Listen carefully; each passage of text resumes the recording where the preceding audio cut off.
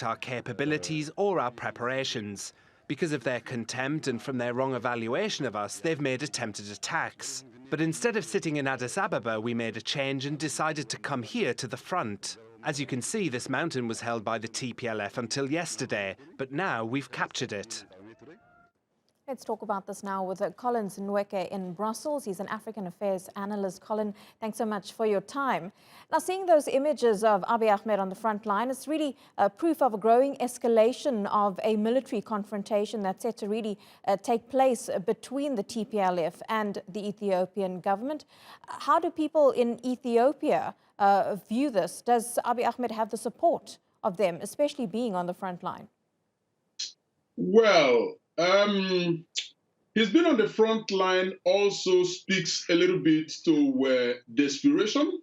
It tells a narrative of a prime minister who is increasingly worried about the fall of Addis Ababa, and also a little bit of, the fall in morale of people in the front line fighting. So his action is actually aimed at energizing the military, but also instigating, others who may have been, somewhere on the fence to actually come up and fight and defend Ethiopia, particularly now that it is looking much more likely that Addis Ababa could fall anytime soon.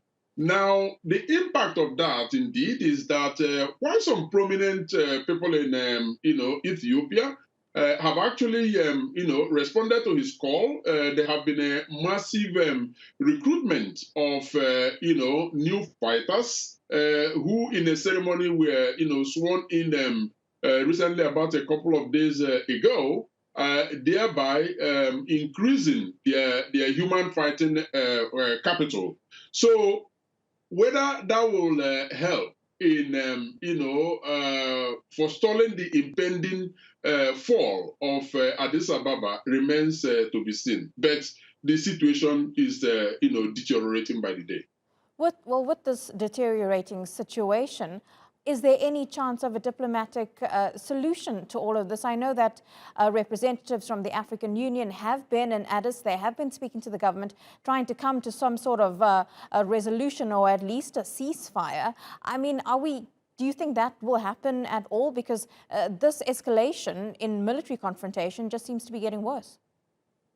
Yeah, the African Union Special Envoy, former President Olusegun Obasanjo of Nigeria, has actually been, working around the clock to ensure that, that a deal is reached between the government forces and the Tigrayan People Liberation forces. So essentially, you can never say never until, until the end. Now, what makes all of this a little bit worrying is the fact that the United States has taken a position that, to say the least, does not quite favor the government forces, the government of Prime Minister Abiy Ahmed. Now, their gross with the Ethiopian government is the fact that they have blocked humanitarian access, but they also don't seem to support the policy that Abiy Ahmed has put in place. They feel that it has helped not only to sustain, but also expand the war, making the prospects for peace, even more remote. So he is losing, the government of Ethiopia is losing on the international front.